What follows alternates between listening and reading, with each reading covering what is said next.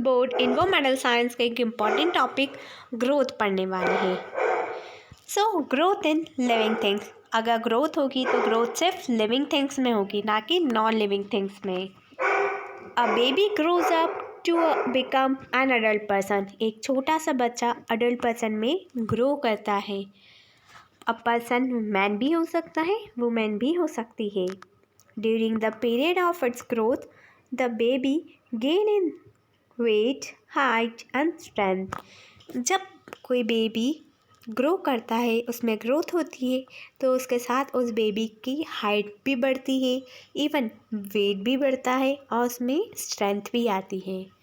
In the same manner all the animals grow into adults in a certain period. उसी के साथ animals भी एक सर्टेन पीरियड में ग्रो करते हैं। Generally, human requires 18 to 21 years for this growth. Generally, humans को 18 to 21 years लगते हैं उनकी growth के लिए। Find out how long it takes for the young ones of hen, cows and dogs to grow into adults. So हमको find out करना है कि एक hen को, cow को और dog को कितना टाइम लगता है बेबी से adult बनने में। Here is the task. Try this. Tie a thread to the tip of the potted sapling. Keep the thread stretched and tie it to the peg or nail above the plant. So हमको एक plant sampling में एक धागे को tie करना है, बांधना है और इसको किसी भी हुक से बांध देना है। दूसरा जो कॉर्नर रहेगा उसको किसी भी हुक से टाई कर देना है। What do you observe after 10 to 15 days? हम 10 से 15 दिन के बाद क्या ऑब्जर्व करते हैं? What tells us that the plant has grown taller? ये हमको बताता है कि प्लांट्स बड़े हो गए, प्लांट्स की हाइट इंक्रीज हो गई। In all the plants, it is mainly the width and the height of the stems that grow. Plants में मेनली उनकी width यानी चौड़ाई और उनकी हाइट ही इंक्रीज होती है। As they grow, some plants develop the branches while others do not. जैसे ही plants बड़े होते हैं, उनकी हाइट में इंक्रीमेंट होता है, तो वैसे वैसे उनकी ब्रांचेस डेवलप होने लगती है। Through all the living things grow, animals grow only for a certain period. Plants on the other hand grow as long as they live. जैसे कि लिविंग थिंग्स में एनिमल्स और ह्यूमंस किसी सर्टेन पीरियड तक ही grow करते हैं, लेकिन plants जब तक वो जिंदा रहते हैं तब तक वो ग्रो करते रहते हैं। The growth of the living things occur from with in the body, which means that the growth occurred in all the part of the body. So here's a picture of some trees. Growth in banyan and coconut tree. Use your brain power. What differences do you see in the growth of trees like the mangoes, banyan and the peepal, and that of the bamboo, coconut and the toddy plants? हमको यहाँ mango tree में, banyan tree में, people, इन सभी trees में क्या difference दिख रहा है, उनकी ग्रोथ कैसे हो रही है, ये हमको फाइंड आउट करना है और इसमें एक शॉर्ट पैराग्राफ आपको कमेंट सेक्शन में कमेंट करके बताना है।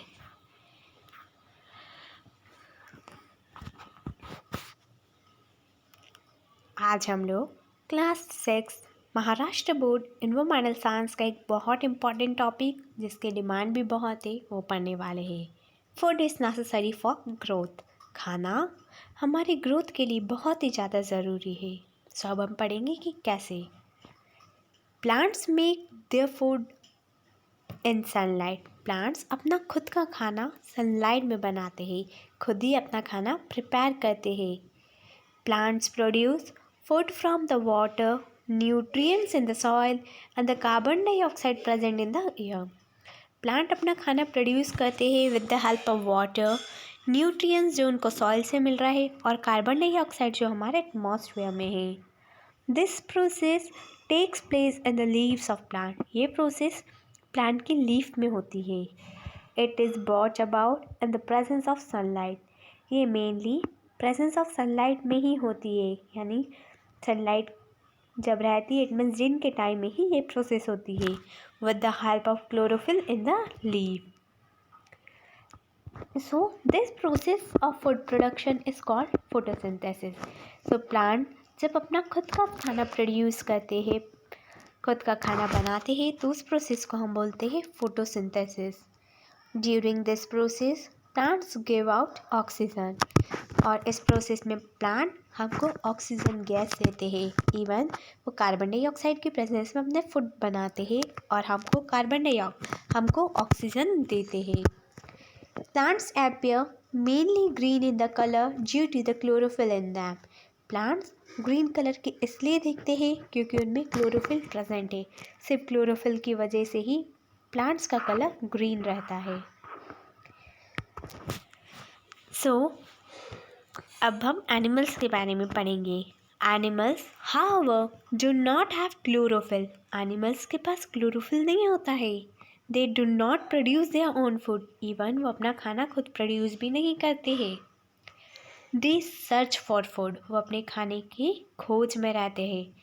Animals such as goats, sheep, horse eat the grass, while the wild animals such as tigers and lions meet their needs for the food by hunting other animals which lives on plants. कुछ ऐसे plants होते हैं जो कि सिर्फ grass खाते हैं, कुछ ऐसे एनिमल्स जो सिर्फ ग्रास खाएंगे, लेकिन कुछ ऐसे एनिमल्स भी रहेंगे जो अपने खाने के लिए किसी दूसरे एनिमल्स पर डिपेंडेंट रहते हैं. So the intake of food and the resulting growth is an important characteristics of living things. जब कोई भी लिविंग थिंग किसी भी फूड आइटम को लेगा उसकी ग्रोथ होती जाएगी.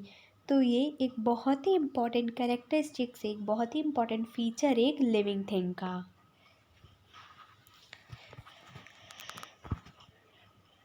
अब हम लोग class 6 Maharashtra board environmental science का एक इम्पॉर्टेंट टॉपिक रेस्पिरेशन पढ़ने वाले हैं. सो स्टार्ट करते हैं. Hold your hand in front of your nose. Keep the hand on your chest. What do you feel? If you observe a sleeping dog, what movement of a belly do you see? Living things need oxygen in order to live. Living thing को जीने के लिए oxygen की requirement रहती है. Oxygen gas को हम living things breathe इन करते हैं और कार्बन डाइऑक्साइड को ब्रीथ आउट करते हैं. Inhaling oxygen and exhaling the carbon dioxide gas formed in the body due to the use of oxygen is called the respiration. जब हम ऑक्सीजन को इनहेल करेंगे यानी ब्रीथ इन करेंगे और कार्बन डाइऑक्साइड को ब्रीथ आउट यानी एक्सहेल करेंगे, जो कि हमारी बॉडी में फॉर्म्ड हो रही है गैस. सो उस गैस को हम बोलेंगे, जब ऐसे सेम प्रोसेस कंटिन्यू चलती रहेगी तो the process is known as respiration. Animals such as fish, snake, mouse, etc. have the specific organs for respiration. It means सभी living things के respiratory systems अलग अलग रहते हैं, उनके organs different हैं. On the other hand, plants respire by the means of microscopic pores on their stems and leaves. Plants respire करते बहुत छोटी छोटी सी pores उनकी stems पर होते हैं और उनके leaves पर भी. जैसे कि यहाँ पर पिक्चर दे रखी है एक लीफ की, इसमें बहुत छोटी छोटी से pores रहेंगे जिसकी हेल्प से plants respire कर पाएंगे. Respiration is the characteristics of living things. तो ये सेकंड कैरेक्टरिस्टिक्स है कि living things respiration process show करते हैं. जैसे कि फिश गिल्स की हेल्प से एंड ह्यूमंस नोज की हेल्प से. Can you recall, is all the food we eat use by the body? क्या बता सकते हो जो भी खाना हम लोग खाते हैं वो हमारी बॉडी यूज़ करती है? Second, what are the unused part of the food converted into? और जो अनयूज्ड पार्ट रहता है जो हमारी बॉडी में ऐसे फूड पार्टिकल्स भी रहते हैं जिसका बॉडी को कुछ काम नहीं रहता है, तो वो किस में कन्वर्ट हो जाते हैं। सो इन सभी क्वेश्चंस के आंसर आपको मुझे कमेंट सेक्शन में कमेंट करके बताने हैं।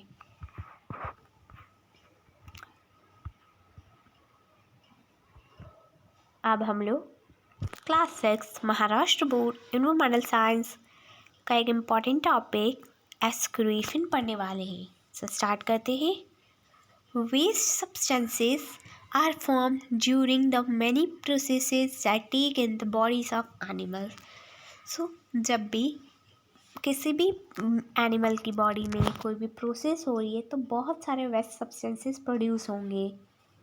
दे are called the excreta and the process of eliminating them from the body is known as excretion. So in waste product को हम बोलेंगे excreta, और एक ऐसी प्रोसेस जिसमें वो वेस्ट प्रोडक्ट हमारी बॉडी से बाहर निकल रहा हो, एलिमिनेट हो रहा हो, उस प्रोसेस को बोलेंगे excretion. Animals have the specific organs for excretion. Animals के पास एक specific organ रहता है excretion के लिए। प्लांट्स टू एक्सक्रीट, प्लांट्स भी एक्सक्रीट करते हैं। For example some plants shed the leaves in the specific season. कुछ प्लांट्स अपने लीव्स गिरा देते हैं कोई स्पेसिफिक सीज़न में। Waste substances store in the leaves of the plants are shed along with the leaves. So जो waste substances उस tree की लीव्स में स्टोर है तो वो भी शेडिंग के टाइम प्लांट से बाहर निकल जाता है। यहाँ पर हमको एक पिक्चर दे रखी है अ ट्री शेडिंग लीव्स की, कैसे एक पेड़ की पत्तियाँ नीचे गिर रही, कैसा पेड़ पतझड़ हो रहा है। Try this, take a transparent plastic bag, tie it over a leaf of a plant as shown in the picture. हमको एक ट्रांसपेरेंट बैग लेना है और उसको किसी भी एक प्लांट की लीफ पर टाई कर देना है, बांध देना है। Observe it after 6 to 7 hours। फिर हमको 6 से 7 घंटे तक इसको ऑब्जर्व करना है। व्हाट डू यू सी, हम क्या ऑब्जर्व करते हैं। Droplets of the water collect on the inside of the bag. उस बैग में पानी के छोटे छोटे से ड्रॉपलेट्स कलेक्ट हो जाएंगे। It means that plants excrete water in the form of vapour. Plants water को एक्सक्रीट कर रहा है वेपर के फॉर्म में। So excretion is the characteristics of living things. So excretion भी लिविंग थिंग्स का एक फीचर है। Use your brain power. What is the sticky substance seen on the stem of babul और द ड्रमस्टिक ट्री। सो अपना brain power use करो और मुझे बताओ कि बबूल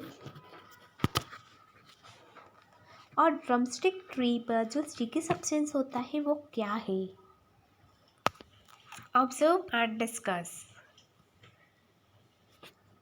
have you experience this, what happen immediately after the following actions. क्या आप एक्सपीरियंस करके बता पाओगे कि इमीडिएटली क्या होगा जब ये एक्शंस करेंगे। Light flash suddenly into your eyes. अगर आपकी आइज़ के सामने सडनली किसी ने लाइट फ्लैश कर दी तो क्या होगा। Suddenly you felt a pin prick. Suppose कि आपको पिन लग गई है।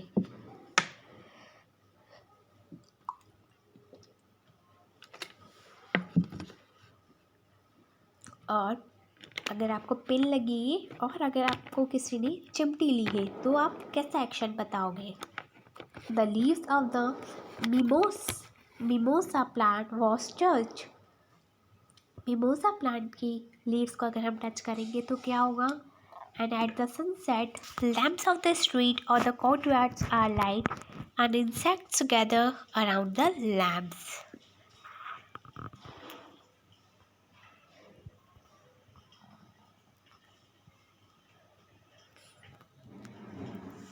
आज हम लोग class 6 Maharashtra board environmental science का एक important topic responsiveness to stimuli and movements पढ़ने वाले हैं। सो स्टार्ट करते हैं। Living things act in various ways while responding to a stimuli. Living things अलग अलग वेज में रिस्पॉन्ड करते हैं। If you suddenly enter a cow shed, the cows and the buffalo stand up, begins to move. One or two may even starting moving. This all are movements. Suppose किया कि हम लोग cow shade में गए, गौशाला गए, तो जैसे हमने एंट्री ली तो वैसे ही काऊ और बफेलो दोनों खड़े हो गए और मूव करने लगे, और उनमें से कुछ काउज और बफेलोस होगी जो कि मूविंग करने लगी, चिल्लाने लगी। ये भी एक मूवमेंट शो करता है। A creeper planted in the courtyard leans towards a support. So जो क्रीपर प्लांट है वो कोर्टयार्ड में उसको सपोर्ट की ज़रूरत रहती है। A potted plant placed in the window growths towards the light. So दो कुछ प्लांट्स ऐसे होते हैं जो सनलाइट के डायरेक्शन में ग्रो करते हैं। It means that plants to show the movement. It means plants भी अपना मूवमेंट बता रहे हैं। Living things move of their own according. Living things अपने अकॉर्डिंग ही मूव करती है। द मूवमेंट और the change taking place in the living things at such a time is their response to stimuli. So एक ऐसा movement या एक ऐसा चेंज जो कि लिविंग थिंग्स पर होगा किसी पर्टिकुलर टाइम के लिए, जिसमें वो रिस्पॉन्स करेंगे। An event that occurs in our surrounding is a stimuli. The ability of a living things to respond to stimuli is called their responsiveness to stimuli. एक ऐसी एबिलिटी लिविंग थिंग्स की जिसमें वो किसी भी एक्शन पर response करेंगे। सो उस एबिलिटी को हम बोलेंगे responsiveness to stimuli. Responsiveness to stimuli is a characteristics of living things. अगर कोई भी लिविंग थिंग्स रिस्पॉन्स करेगा किसी भी एक्शंस पर तो वो उसकी कैरेक्टरिस्टिक शो करता है। Use your brain power. In each of the examples given above, what is the stimulus and what is the response? यहाँ पर जो एग्जाम्पल्स लिए गए उसमें हमको बताना है स्टिमुली कौन सा, रिस्पॉन्स कौन सा है, and what is the main difference between the movement of plants and animals. Plants और एनिमल्स में मेन डिफरेंस क्या है।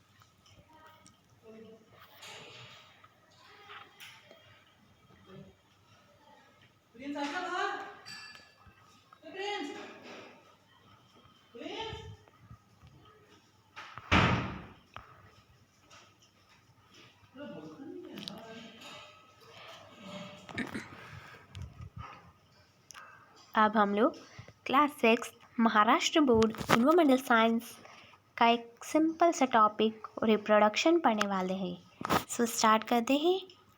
Living things produce other living things like themselves. Living things उन्हीं की तरह के कुछ और लिविंग थिंग्स को प्रोड्यूस करते हैं।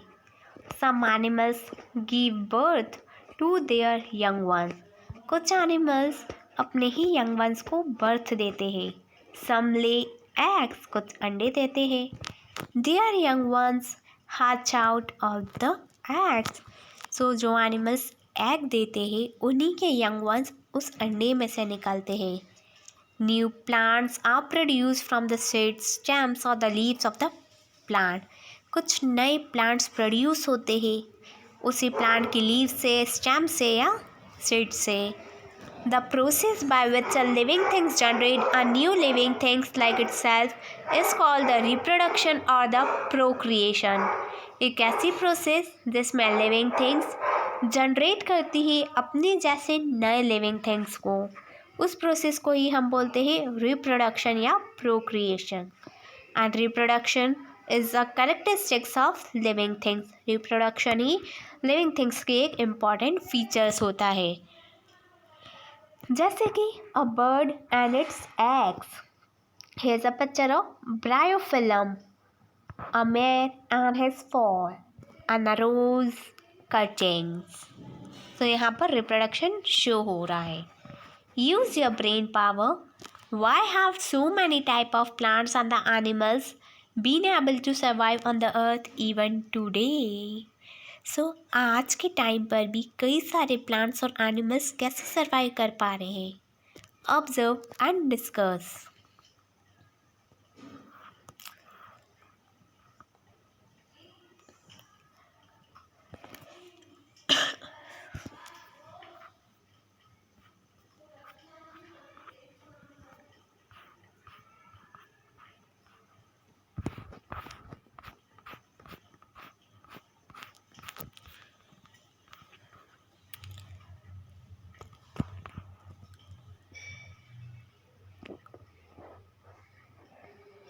आज हम लोग class 6 Maharashtra board environmental science का एक इम्पॉर्टेंट टॉपिक अ डेफिनिट लाइफ स्पैन पढ़ने वाले हैं। स्टार्ट करते हैं।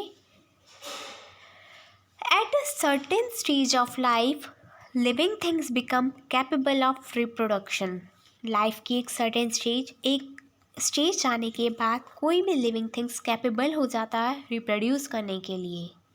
So later on in the life reproduction stage, their organs become weak and still later the lives come to an end. So reproduction करने के बाद कुछ टाइम के बाद उनके organs weak हो जाते हैं और फिर उनकी life end हो जाती है। In other words, living things die. The lifespan of the different animals and the plants are different. सभी plants और animals की lifespan different रहती है. For example, the lifespan of the dog is 12 to 18 years. It means एक dog की 12 से 18 साल तक जी सकता है, while the orchid lives for 50 years. Ostrich 50 years तक जी सकती है। उसकी ऑस्ट्रिच की लाइफ स्पैन ही सिर्फ 50 ईयर्स है। You may have wondered what exactly the living things are, how they came into being and so on. Do you know the life span of the giant turtle found on the Galapagos Island in the South America is about 170 years। क्या आपको पता है गैंड turtle जो कि Galapagos island में मिलता है उसकी लाइफ स्पैन है 170 years। On the other hand, the lifespan of the mayfly ranges from 1 hour to 24 hours। और उसी के कंपैरिजन में अगर हम देखें मे फ्लाई सिर्फ 1 घंटे से 24 घंटे तक ही जी सकती है। Observe a honeycomb and a ball, what they made of. Observe करना इस हनीकॉम्ब को और जो वॉल ये बनाती है। You may have seen the small compartments of the honeycombs. यहाँ हनीकॉम्ब्स के हमको छोटी छोटी सी कंपार्टमेंट्स दिख रहे हैं। These compartments are joined together to form a honeycomb। ये कंपार्टमेंट साथ में जुड़ जाते हैं तो honeycomb बना लेते हैं। A wall has brick। To construct a wall, we firmly join the bricks together। एक दीवार में छोटी छोटी सी ब्रिक्स होती है और जब हम ब्रिक्स को साथ में जोड़ देते हैं तो वो एक कंप्लीट एक दीवार बन जाती है। यहाँ पर आपको हनीकॉम्ब भी बताया है और वॉल भी बताई है।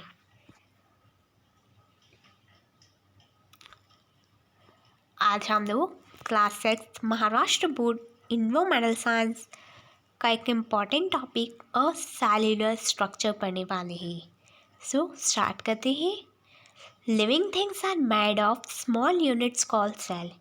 लिविंग जो भी जितनी भी लिविंग थिंग्स है वो छोटी छोटी यूनिट से बने और जो सबसे छोटी यूनिट होती है उसको हम सेल बोलते हैं।